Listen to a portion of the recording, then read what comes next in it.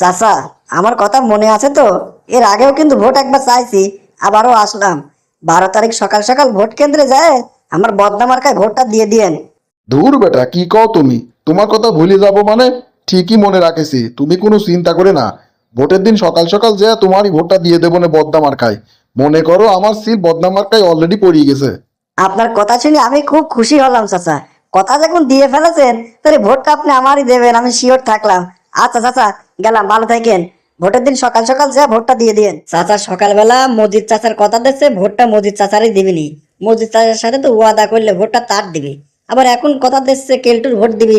চাচা তো ওয়াদা ভঙ্গ করবিনি। চাচা কি ওয়াদা ভঙ্গকারীর শাস্তি সম্পর্কে কিছু জানে না নাকি? ওই যে আবার আর একজন আসতেছে ভোট চাতি, দেখি এর আবার কি কয়। চাচা, কি অবস্থা, কেমন আছেন? বাড়ির পর গেছিলাম, চাচি বলে আপনি বলে বাগানে, তাই বাগানে আসলাম। মনে আছে তো চাচা আমার কথা? আরে আছে রে বেটা, আছে, তোমার কথা মনে আছে। কি মনে করো? স্মৃতিশক্তি কি একদম কমে গেছে নাকি বয়স হয়েছে বুঝলে? আর বয়স কি এমন হয়েছে আমার?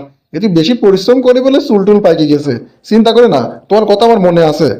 মনে আছে সেটা আমি জানি চাচা। তারপরে ভোটে যেহেতু দাঁড়াইছি, ও ভোটের আগের দিন পর্যন্ত মানুষের বাড়ি বাড়ি যাওয়াই লাগবে, ভোট চাওয়াই লাগবে, তাই তো আবার আসলাম। চাচা মনে আছে তো? আমার মার্কাটা কিন্তু জক মার্কা। ভোটের দিন যায় সকাল সকাল আমার জক মার্কায় ভোটটা দিয়ে দিয়েন। তুমি চিন্তা করি না বেটা, ভোটটা আমি তোমারই দেবো নে। তোমার ছাড়া ভোট দেবো কার? তুমি একটা ভালো সওয়াল, সুখী দুঃখী তোমার কাছে পাই, ভোট তোমার দেবো না, তুমি কোনো চিন্তা করে না। ঠিক আছে চাচা, তাহলে ভোটের দিন সকাল সকাল চাষি নিয়ে যায় ভোটটা আমার জক মার্কায় দিয়ে দিয়েন। কথা তো দিছি আমিও, ভোটে পাশ করলে পরে আপনার বাড়িতে কল বসা দেওয়া লাগবে, তাই তো? ঠিক কল বসা দেবো না। আর আপনার বাড়িতে যে মেন রাস্তায় ওঠার যে রাস্তাটুক, ওইটুকু পাকা করে দেবো না, আপনি কোনো চিন্তা করেন না। আরে বাপ, বারবার আমার কাছে আসি তোমার সময় নষ্ট করা লাগবে না নে। যেটুক সময় তুমি আমার পিছনে ব্যয় করবা নে, ওই সময় একটু তুমি অন্যজনের পিছনে ব্যয় করলে তাও কামে দেবে নি। যাও, কথা তো দিছি। আমার ভোট আর তোমার চাষির ভোট ও আমি তোমারই দেবো নে। তোমার মার্কাটার জন্য কি করলে? জক মার্কা, তাই না? দেখিস, ঠিকই মনে রাখিছি আমি। আহা, চাচা তো এরও জবাব দিলে যে ভোটটা এরই দিবিনি, তাহলে চাচা ভোটটা দিবি কার? চাচা যে কি পাপ করতেছে রে, চাচা মনে হয় এই পাপ সম্পর্কে কোনো ধারণা নাই। যাই, চাচার একটু বুঝা আসি আর শুনি চাচা আসলে ভোটটা দিবি কার। এই কি গো চাচা, তোমার কাছে যে ভোট চাতে আসতেছে তুমি তারই কথা দিচ্ছ ভোট দিবানে, তুমি আসলে ভোটটা দিবানে কার?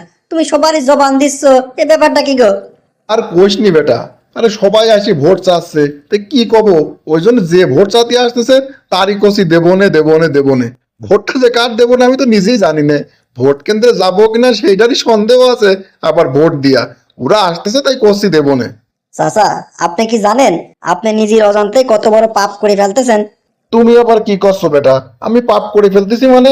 আমি তো কারো কাছ থেকে কোনো টাকা পয়সাও নিচ্ছি না, বিড়ি সিগারেটও নিচ্ছি না, তাহলে আমি কেমন করে পাপ করতেছি বাপ? চাচা, আমি তো দূরে দাঁড়া দাঁড়া সবই দেখলাম। যেই আপনার কাছে ভোট চাতে আসতেছে আপনি তারই ওয়াদা করতেছেন, তারই কথা দিচ্ছেন ভোটটা আপনি তারই দেবেন।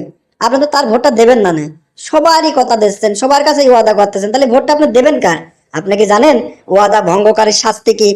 বাপরে, ভোটের সময় এরম একটু আধটু সবাই করি থাকে। সবার কাছেই ভোট চাতে গেলি পরে সবাই এই একই কথা কয়, খালি পাপ আমার একার হবি কে? আমরা ভোট তো মুখের পর কতি পারি না যে দেবো না নে। ওই জন্য কই দেবো নে, কিন্তু দিই নে। এ আবার শাস্তির কি আর পাপে কি বুঝলাম না। এ ভোটের সময় একটু একটু আধটু হয়ে থাকে। চাচা, ইসলামে কথা দিয়ে কথা না রাখা মানে ওয়াদা ভঙ্গ করা। এই ওয়াদা ভঙ্গ করা একটা মহাপাপ।